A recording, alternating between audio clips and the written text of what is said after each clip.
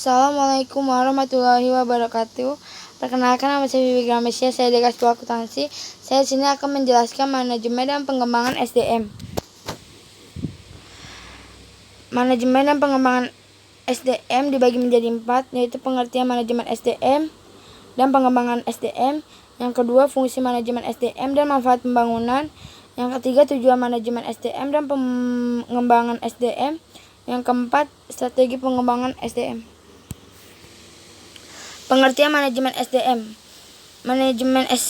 Manajemen sumber daya manusia, disingkat MSD, adalah suatu ilmu atau cara bagaimana mengatur hubungan dan peranan sumber daya yang dimiliki oleh individu secara efisien dan efektif, serta dapat digunakan secara maksimal sehingga tercapai tujuan bersama perusahaan, karyawan, dan masyarakat menjadi maksimal.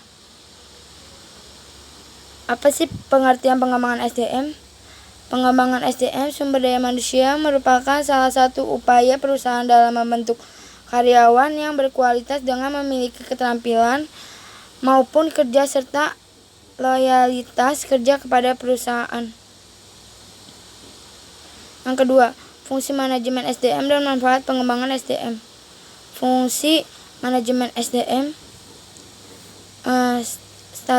staffing atau mengatur keunggulan. Yang kedua, penggantian dan kepuasan. Yang ketiga, evaluasi. Yang keempat, pembangunan relasi. Yang kelima, pelatihan dan penasihatan. Yang keenam, menciptakan kondisi aman dan sehat. Yang ketujuh, mendalami masalah. Yang ke-8, mengintegrasikan dan pemberhentian. Manfaat pengembangan SDM. 1. Menaikkan rasa puas pegawai. Yang kedua, mengurangi pemborosan. Yang tiga, mengurangi ketidakhadiran dan turnover pegawai. Yang keempat, memperbaiki sistem dan metode dalam kerja. Yang kelima, mampu menaikkan tingkat penghasilan. Yang keenam, mengurangi biaya-biaya lembur. Yang ketujuh, mengurangi biaya peliharaan mesin-mesin. Yang ke-8, mengurangi keluhan-keluhan pegawai. Yang ke-9, mengurangi kecelakaan-kecelakaan. Yang ke-10, memperbaiki komunikasi.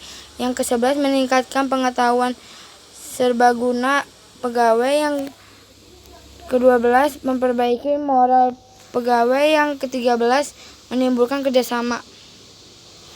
Tujuan manajemen SDM. 1. Membuat kebijakan dan pertimbangan. Tujuan memiliki motivasi kerja tinggi, maka dibutuhkan suatu kebijakan di mana memberikan pertimbangan yang kemudian diputuskan oleh pihak manajemen. Yang kedua, membantu perusahaan mencapai tujuan. Yang ketiga, memberikan dukungan. Yang keempat, menyelesaikan masalah. Yang kelima, media komunikasi terbaik manajemen adalah untuk membuat sebuah perusahaan. Tujuan pengembangan SDM. 1. Pengembangan sumber daya manusia akan meningkatkan produktivitas kerja karyawan, meningkatkan kualitas dan kuantitas produksi karena kemampuan teknik, human skill, dan managerial skill karyawan akan dilatih. Yang kedua, pengembangan SDM bisa menambah efisiensi sumber daya manusia, waktu, bahan baku, mengurangi biaya mesin-mesin, biaya berkurangnya, biaya produksi berkurang sehingga keuangan perusahaan lebih efisien.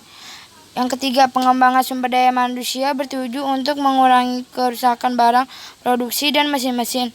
Yang keempat, pengembangan sumber daya manusia bertujuan untuk mengurangi tingkat kecelakaan karyawan sehingga mengurangi jumlah biaya pengobatan.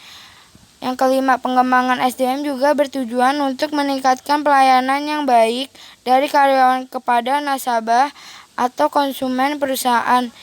Yang keenam, pengembangan sumber daya manusia memberikan kesempatan karyawan untuk meningkatkan karir karena keahlian, keterampilan, dan prestasi kerja lebih baik.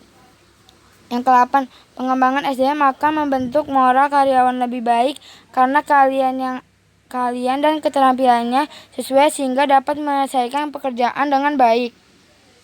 Strategi pengembangan SDM. 1. Memberikan kesempatan pada setiap karyawan untuk menyalurkan ide dan gagasan pribadi mereka, karena di dalam suatu perusahaan karyawan juga berkontribusi dalam mengembangkan perusahaan atau sebagai roda penggerak suatu perusahaan, sehingga ide dan gagasan dari setiap karyawan juga perlu didengarkan dan dipertimbangkan. Yang kedua, memberikan penghargaan atau reward kepada karyawan yang bertujuan untuk membuat karyawan lainnya agar termotivasi untuk dapat menjadi lebih baik. Hal tersebut nanti akan memberi kontribusi besar terhadap perusahaan dalam pengembangan perusahaan. Yang ketiga, mengadakan program pelatihan bagi karyawan. Ada beberapa jenis pelatihan: training atau pelatihan ulang, cross function training, team training, dan creative training. Itu saja yang bisa saya sampaikan. Kurang lebih mohon maaf. Sekian dari saya. Wassalamualaikum warahmatullahi wabarakatuh.